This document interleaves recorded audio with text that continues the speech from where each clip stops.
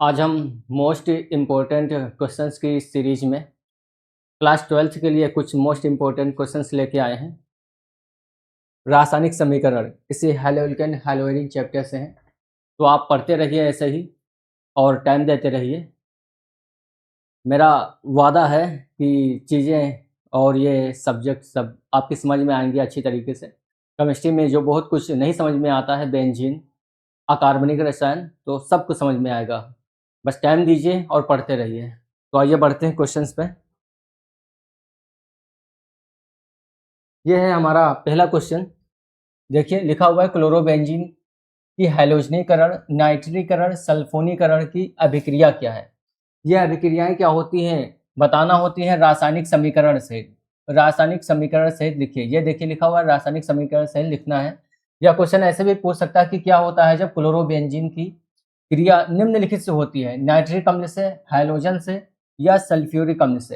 Halogen क्या होते हैं आप जानते हैं। हैलोजन का मतलब ये होता है कि वर्ग 17 के तत्व, आवर्त सारणी में जो वर्ग 17 के तत्व हैं वही हैलोजन होते हैं। और हैलोजन को आप जानते हैं, जैसे पहला हैलोजन है यहाँ पे हमारा क्लोरीन, फिर क्लोरीन, ब्रोमीन और आयोडीन, है ना।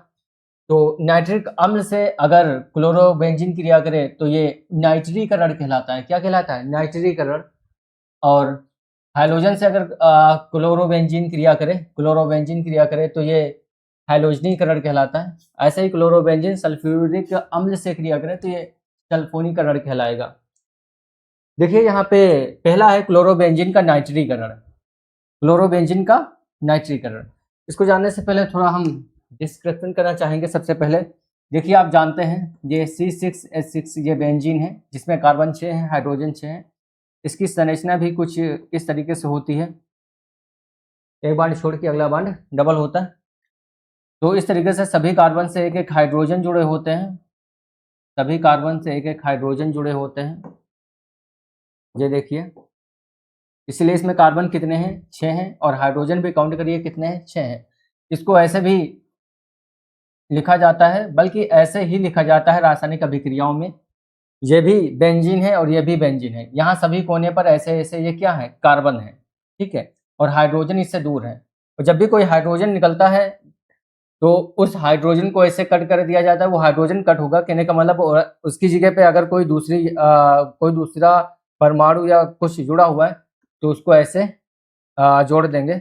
जैसे फ्लोरीन जुड़ गई तो ऐसे F लिख देंगे। ऐसी पोजीशन में हाइड्रोजन हटेगा, ना कि कार्बन। अब जैसे यहाँ पे फ्लोरीन निकल गई तो ऐसे इस तरीके से नजर आएगा। यहाँ पे ऐसे, जैसे इसमें डबल बांड है, एक बांड को छोड़कर दूसरा डबल बांड है, तो इसमें डबल बांड के लिए दूसरा सर्किल बना देते हैं। अब इसका अणुसूत्र अगर कहा जाए तो कार्बन 6 है, हाइड्रोजन कितने हैं? इसमें हाइड्रोजन 5 है। कितने? 5। यहाँ वाला हाइड्रोजन निकल के ये F जुड़ गया है, फ्लोरीन, है ना। तो इस तरीके से इसका नाम है फ्लोरोबेंजीन। क्या नाम है? फ्लोरो। और ये क्या है? बेंजीन। ये भी यही है, ये भी यही है।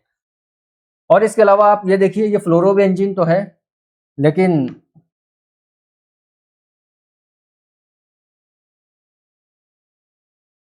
कभी कभी इसमें इस तरीके से नजर आता है। ये देखिए, जैसे अगर इसमें हम क्लोरीन जोड़ दें तो क्लोरोबेंजीन हो जाएगा। क्या? क्लोरीन जोड़ दें क्लोरोबेंजीन हो जाएगा, आयोडीन जोड़ दें तो आयोडोबेंजीन ये हो जाएगा। अब जैसे इसमें आयोडीन जोड़ दी गई, क्या जोड़ दी गई? इसको हटा के आयोडीन, तो अब इसका नाम होगा आयोडोबेंजीन। क्या नाम होगा? आयोडोबेंजीन। क्या होगा ये? आयोडो। और ये क्या है? बेंजीन। लेकिन इसमें हमें ये नहीं पता है कि आयोडीन कौन से कार्बन से जुड़ी है। देखिए ये कार्बन कोई भी पहला कार्बन हो सकता है। इसको भी पहला कार्बन मान सकते हैं, इसको भी मान सकते हैं, है ना। तो जब इधर से भी चल सकते हैं, इधर से भी चल सकते हैं। लेकिन हाँ, अगर साफ साफ इसमें लिख दिया जाए कि 1 आयोडोबेंजीन, क्या लिख दिया जाए? 1 आयोडोबेंजीन, तो हम जान गए कि जो आयोडीन है वो पहले कार्बन पे जुड़ी है, जहां भी जुड़ी है ना। ऐसे ही अगर यहाँ पे लिखा हो, क्या लिखा हो? आयोडीन आए और उस पर जुड़ जाए, कोई भी आयोडीन या कोई चीज आए, कोई भी हैलोजन, और दूसरे कार्बन पे जुड़ जाए। जैसे ये हमारा कार्बन है, इस कार्बन को देखिए, ये कार्बन हमारा एक है और ये दूसरा है और ये तीसरा है, ये चौथा, ये पांचवा और ये छठा। इस तरीके से जा भी सकते हैं। पहला एक है, दूसरा ये, तीसरा ये, इस तरीके से इधर से भी जा सकते हैं। तो इसमें ये देखिए, अगर आयोडीन दूसरे पे जुड़ जाती है इस पे, तो आयोडोबेंजीन तो है ही, लेकिन ऐसी पोजीशन में हम इसको आर्थो लिख सकते हैं, आर्थो आयोडोबेंजीन।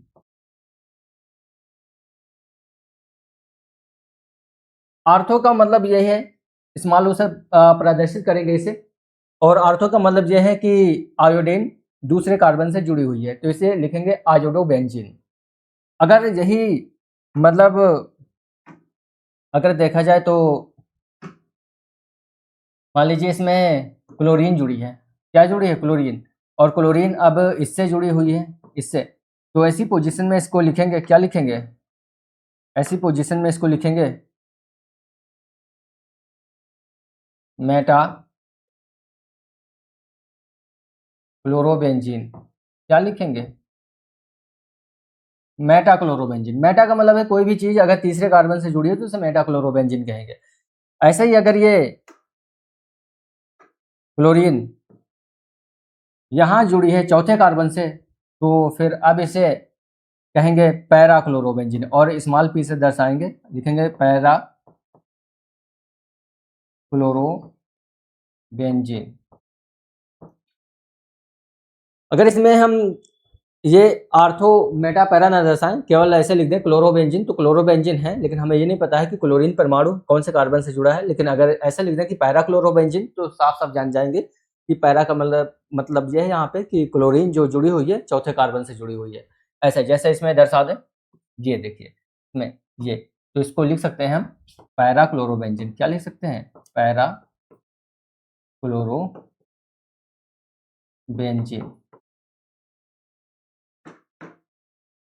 पैरा ये नहीं होगा, बल्कि पैरा ये चौथा कार्बन होगा, है ना, पैरा क्लोरोबेंजीन। अब अगर यहाँ से रखेंगे तो 1 2 3 4, देखिए चौथा कार्बन है। अगर दूसरे पे हो तो आर्थो कहेंगे, क्या कहेंगे, आर्थो। ये भी आर्थो हो सकता है, इधर भी, एक के बजाय दो इधर हम जा सकते हैं, तब ये फिर ये छठा हो जाएगा। और तीसरे पे क्या होगा, मेटा होगा, है ना, क्या होगा, मेटा। तो इस तरीके से बेंजीन ये भी है, बेंजीन ये भी है, आर्थो क्लोरो मेटा को भी आप समझ चुके हैं अच्छी तरीके से। तो आइए देखते हैं हमारा जो क्वेश्चन है, लिखा हुआ है क्लोरोबेंजीन का नाइट्रीकरण। तो क्लोरोबेंजीन का जब भी नाइट्रीकरण किया जाता है तो सांद्र H2SO4 और सांद्र HNO3 यानी नाइट्रिक अम्ल लिया जाता है। क्या लिया जाता है, सांद्र H2SO4 और नाइट्रिक अम्ल। ये देखिए क्लोरोबेंजीन का सांद्र नाइट्रिक अम्ल तथा सांद्र सल्फ्यूरिक अम्ल, ठीक है, H2SO4 के साथ नाइट्रीकरण करने पर ये देखिए आर्थो पैरा प्रकार की नाइट्रोक्लोरोबेंजीन का मिश्रण प्राप्त होता है। मतलब क्लोरोबेंजीन दो बनती हैं, एक आर्थो एक पैरा, एक आर्थो और पैरा प्रकार की बनती है। यह अभिक्रिया ही क्लोरोबेंजीन का नाइट्रीकरण कहलाती है। ये जो आर्थो और पैरा प्रकार की नाइट्रोक्लोरोबेंजीन बनती है, नाइट्रिक अम्ल और सल्फ्यूरिक अम्ल जब क्लोरोबेंजीन से क्रिया करती है तो इस क्रिया को ही क्या कहते हैं, नाइट्रीकरण कहते हैं। समीकरण लिखेंगे तभी पूरे नंबर मिलेंगे, ऐसे नहीं आप जा सकते इतना लिख के, ठीक है। तो सबसे पहले क्लोरोबेंजीन बहुत आसान है, आप बना चुके हैं। ये देखिए ये क्या है, क्लोरोबेंजीन, ये क्लोरोबेंजीन हुई। अब क्या करना है, सांद्र, सांद्र क्या लेना है, नाइट्रिक अम्ल। आप जानते हैं नाइट्रिक अम्ल का अणु सूत्र होता है HNO3। ये नाइट्रिक अम्ल लिया, और ये सांद्र आपको सल्फ्यूरिक अम्ल लेना है। क्या लेना है, सांद्र सल्फ्यूरिक अम्ल H2SO4। क्या लेना है, H2SO4, HNO3 नाइट्रिक अम्ल, H2SO4 सल्फ्यूरिक अम्ल। अब सबसे पहले आप जब इधर बनेगा तो इधर क्या करना होगा आपको, ऐसे दो बेंजीन बनाइएगा। सबसे पहले ऐसे दो बेंजीन बनाइएगा, और इस पे ये क्लोरोबेंजीन है ना। तो सबसे पहले आप दो क्लोरोबेंजीन बनाइएगा। ये देखिए ये इस तरफ भी ऐसे ही बनाएंगे आप।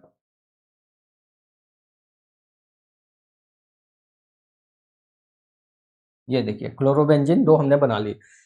अब इसमें क्या होगा, HNO3 से नाइट्रिक अम्ल से एक नाइट्रो समूह NO2 नाइट्रो समूह निकलेगा, तभी तो नाइट्रीकरण की क्रिया होगी और नाइट्रोक्लोरोबेंजीन बनेगी।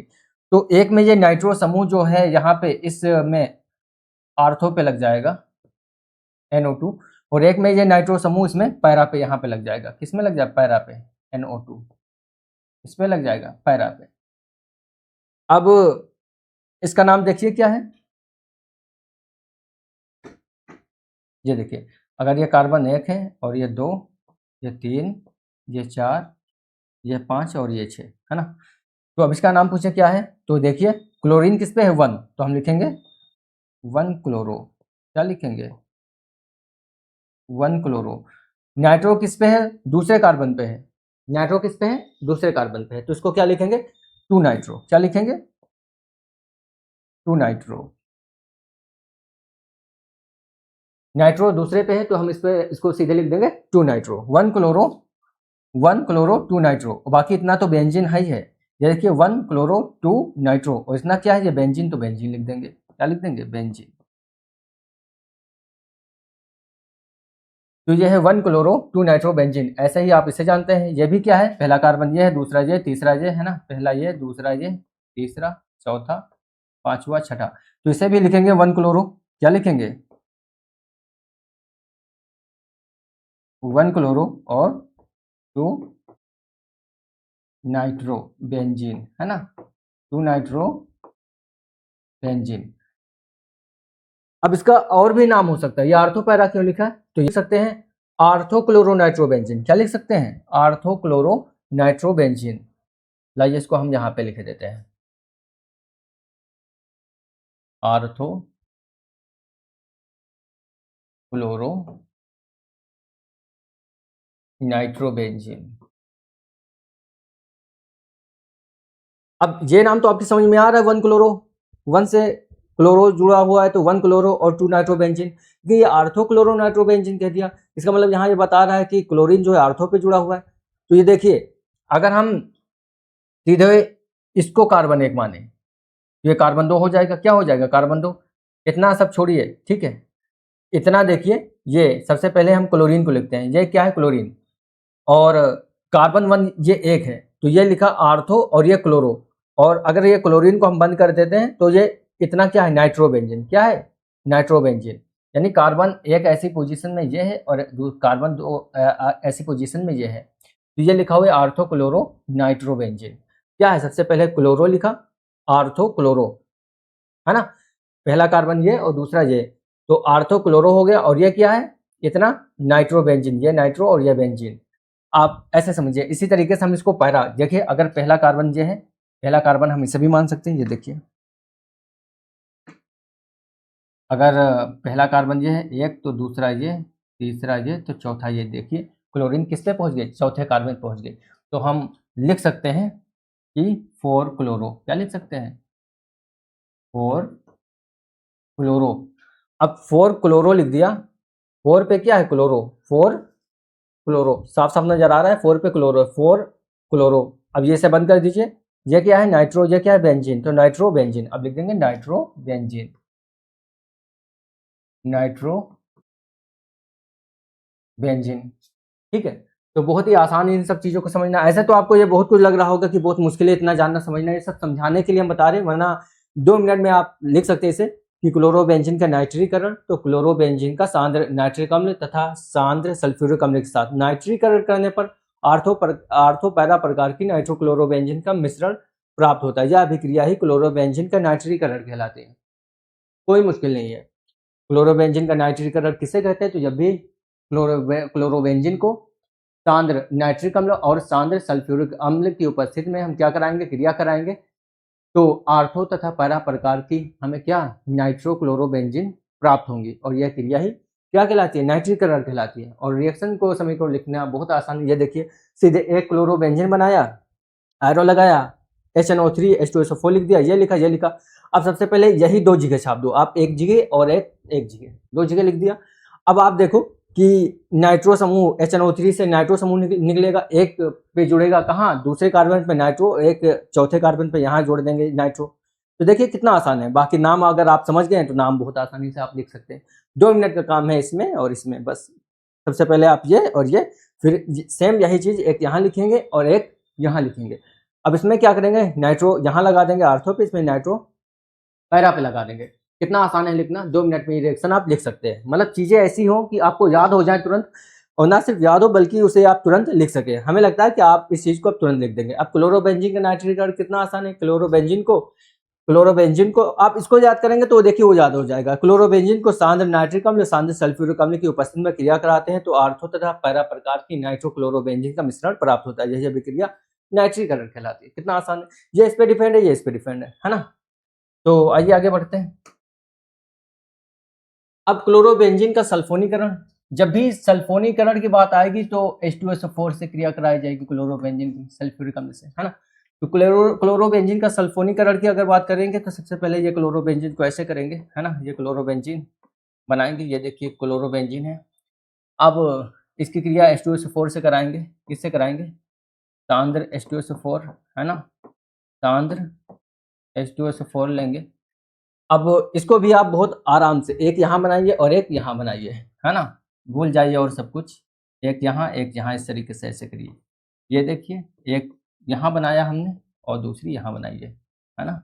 ये क्या है? क्लोरोबेंजीन है। क्लोरोबेंजीन से हमें सल्फ्यूरिक अम्ल की क्रिया करानी है तो दो जगह क्लोरोबेंजीन कर दिया। अब H2SO4 से, ये हकीकत में क्लास 10th नहीं है कि संतुलित समीकरण देखा जाए, हकीकत में ये ज़्यादा ली गई हैं, तभी तो देखिए एक यहाँ एक वहाँ, तो आगे दो भी लिख सकते हैं लेकिन लिखने की ज़रूरत नहीं है, और ये भी ज़्यादा ही लिए गए हैं। इससे एक समूह निकलता है, कौन सा?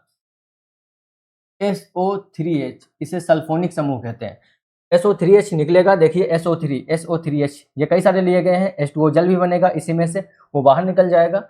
वायु उत्पाद नहीं लिखा गया, यहाँ पे लिखा जा रहा है जो मुख्य उत्पाद पूछे जा रहे हैं उसका यहाँ पे क्या डिस्क्रिप्शन किया गया है। तो एक में आर्थो पे SO3H लग जाएगा, SO3H आर्थो पे, और इसमें पैरा पे लग जाएगा SO3H, है ना। किस पे लग जाएगा? पैरा पे। अब इसमें लिखा है कि क्लोरोबेंजीन का सल्फोनीकरण, क्लोरोबेंजीन को सांद्र सल्फ्यूरिक अम्ल के साथ गर्म करने पर सल्फोनीकरण की क्रिया द्वारा 2 क्लोरो सल्फोनिक अम्ल प्राप्त होता है। 2 क्लोरो, देखिए पहला कार्बन ये है तभी तो दूसरा ये है। पहला कार्बन ये है, ये देखिए 1 2 3 4 5 6, तो इस पर क्या लिखा है? 2 क्लोरो, क्या लिख दिया हमने? 2 क्लोरो बेंजीन सल्फोनिक अम्ल। क्या है ये? 2 क्लोरो बेंजीन सल्फोनिक अम्ल। 2 क्लोरो बेंजीन सल्फोनिक अम्ल। देखिए सबसे पहले ये सब हटाइए, ये देखिए दूसरे पे ये जुड़ा हुआ है इसलिए लिखा है 2 क्लोरो, है ना, 2 क्लोरो। अब इसको हटाइए तो देखिए बेंजीन सल्फोनिक अम्ल।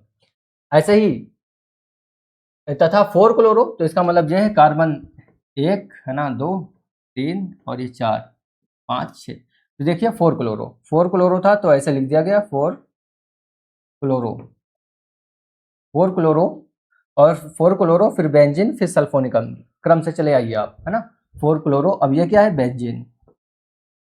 बीच में क्या है? बीच में हमारी बेंजीन है, तो इसे क्या लिखेंगे? बेंजीन, है ना, बेंजीन।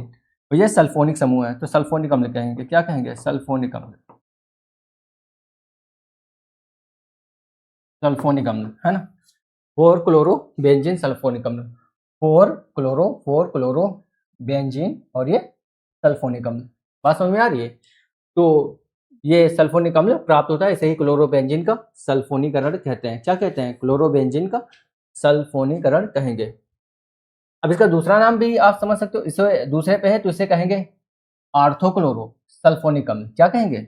ऐसे भी लिख सकते हैं आर्थो, है ना, दूसरे कार्बन पे है क्लोरो तो लिखेंगे आर्थोक्लोरो, आर्थोक्लोरो, है ना। अब नाम लिख दीजिए बेंजीन सल्फोनिक अम्ल, है ना,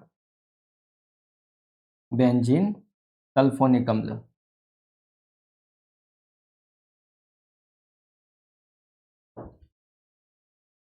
ऐसे ही ये किस पे है? चौथे कार्बन पे। हमने कहा था अगर दूसरे कार्बन पे हो तो स्मॉल ओ से प्रदर्शित करिएगा और आर्थो नाम दीजिएगा। तीसरे कार्बन पे हो तो स्मॉल एम से प्रदर्शित करिएगा और मेटा नाम दीजिएगा, और चौथे कार्बन पे हो तो स्मॉल पी से प्रदर्शित करिएगा और पैरा नाम दीजिएगा, है ना। क्या नाम देंगे? पैरा। तो हम इसको हटा के ये भी लिख सकते हैं, यहाँ पे क्या लिख सकते हैं? ऐसे पैरा क्लोरो बेंजीन सल्फोनिक अम्ल, है ना। ये पैरा कार्बन 4 है, पैरा क्लोरो बेंजीन, और ये क्या है? सल्फोनिक अम्ल। इस तरीके से भी लिख सकते हैं। अब आप समझ रहे होंगे बहुत सारा टाइम गया है, कैसे लिख पाएंगे? बहुत ही आसान है लिखना। सबसे पहले आप क्लोरोबेंजीन यहाँ पे लेंगे, क्या लेंगे? क्लोरोबेंजीन, इस तरफ लिया क्लोरोबेंजीन, और एरो लेंगे H2SO4, एरो के ऊपर भी H2SO4 लिख सकते हैं या फिर यहाँ प्लस करके भी H2SO4 लिख सकते हैं। अब इस तरफ आइएगा, 2 क्लोरोबेंजीन बनाइएगा, एक इस तरफ एक इस तरफ, क्लोरोबेंजीन बनी। बहुत ही आसान है। अब H2SO4 से सल्फोनिक समूह निकलेगा SO3H, एक में यहाँ पे लगाइएगा, यहाँ पे लगाइएगा आर्थो पे, और एक पे लगाइएगा यहाँ पे, इसमें किसमें, पैरा पे, है ना। बस हो गया। क्या मुश्किल है इसमें, बहुत ही आसान है। 1 मिनट का ये है, 1 मिनट का ये है, बस समझ जाएंगे तब 1 मिनट का है, लेकिन शुरू में आपको समझने में 10 मिनट 15 मिनट लग सकते हैं, तो अच्छे से समझना है ना। और जब 1-2 चीज़ आपकी समझ में आएंगे तो आगे भी चीज़ें समझ में आती रहेंगी। आइए बढ़ते हैं नेक्स्ट क्वेश्चन पे। ये है क्लोरोबेंजीन का हैलोजनीकरण। देखिए हैलोजन अभी बताया था वर्ग 17 के तत्व जो आवर्त सारणी में है ना, जैसे फ्लोरीन है, क्लोरीन है, ब्रोमीन है, आयोडीन है। तो क्लोरोबेंजीन का हैलोजनीकरण तो लिखा हुआ आयरन अथवा निर्जल फेरिक क्लोराइड उत्प्रेरक की उपस्थिति में क्लोरोबेंजीन हैलोजन के साथ क्रिया द्वारा हाइलोक्लोरोबेंजीन का निर्माण करती है। यह क्रिया ही क्लोरोबेंजीन का हैलोजनीकरण कहलाती है। कुल मिला के कहा गया क्लोरोबेंजीन हैलोजन से क्रिया करती है। ये देखिए, ये यहाँ पे है क्लोरोबेंजीन, ये है क्लोरोबेंजीन, और ये हैलोजन से क्रिया करती है। चलिए क्लोरीन से ही क्रिया करा देते, क्लोरीन भी तो हैलोजन है। हैलोजन कौन है, ये देखिए, ये क्लोरीन भी हैलोजन है, फ्लोरीन भी हैलोजन है ना, आयोडीन भी हैलोजन है, अभी कई बार बता चुके हैं हम, है ना। ब्रोमीन भी हैलोजन है। ये सारे के सारे हैलोजन है, किसी से भी क्रिया करा सकते हैं, हमने क्लोरीन से ही करा दिया है ना। अब ये देखिए, किसकी उत्प्रेरक किसकी उपस्थिति में क्रिया कराते हैं,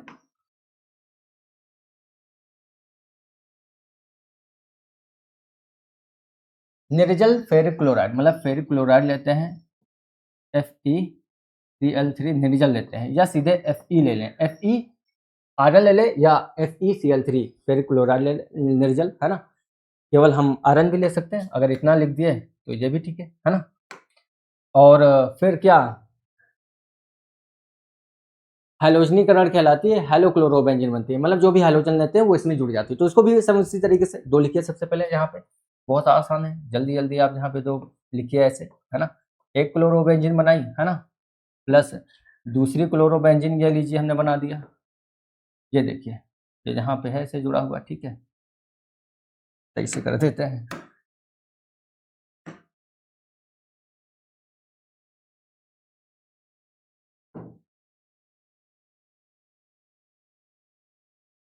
ये देखिए, अब इसमें क्या होगा, ये क्लोरीन 2 हैं, तो ये 2 हैं, एक में आर्थो पे जोड़िए तुरंत यहाँ पे, और एक में पैरा पे जोड़ दीजिए। अब इसके आप नाम दीजिए, ये 1 है या ये 1 है, ये भी मान सकते हैं। अगर 1 ये है तो फिर 2 ये है, 3 ये है, 4 ये है ना, 5 ये, 6 ये, कार्बन, है ना। तो हम लिखेंगे 1, 2, 1 पे क्लोरो है, 2 पे क्लोरो है, इसीलिए लिखा है 1 और 2। अब क्लोरीन कितने हैं, 2 क्लोरीन को क्या लिखेंगे, 2 क्लोरीन को लिखेंगे डाई, क्या लिखेंगे, डाई। तो 1, 2 डाई, डाई।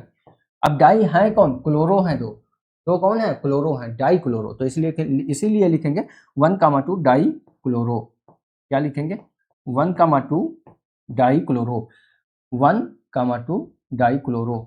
लेकिन ये क्या है, बेंजीन, तो इसका नाम लिख देंगे बेंजीन, क्या लिख देंगे, बेंजीन। इसी तरीके से इसका नाम भी है 1, 2, 3, 4, तो लिखेंगे 1, 4, ये पहला कार्बन, ये दूसरा, ये तीसरा, ये चौथा, ये पांचवा, और ये छठा कार्बन, है ना।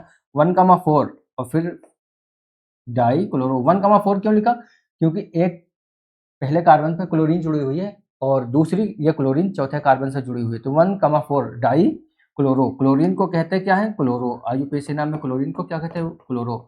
1, 4 डाई क्लोरो, 1, 4 डाई क्लोरो, और ये इतना है क्या, बेंजीन। बेंजीन को बेंजीन लिख देंगे, बेंजीन को बेंजीन लिख देंगे, है ना। 1, 2 क्यों लिखा, क्योंकि एक कार्बन पे क्लोरीन, फिर दूसरे कार्बन पे क्लोरीन, इसलिए 1, 2। डाई क्यों लिखा, क्लोरीन 2 है, डाई लिखा, डाई। अब क्लोरीन को क्लोरो लिखते हैं, तो लिखा क्लोरो, और ये इतना है क्या, बेंजीन। ऐसे ही 1, 4 डाई क्लोरो, एक ये डाई क्लोरो, और ये क्या है, बेंजीन, है ना। तो हाइड्रोजन इसमें जुड़ गया, यही कहला रहा है हाइड्रोजनीकरण, यही है। तो कितना आसान है क्लोरोबेंजीन का हाइड्रोजनीकरण।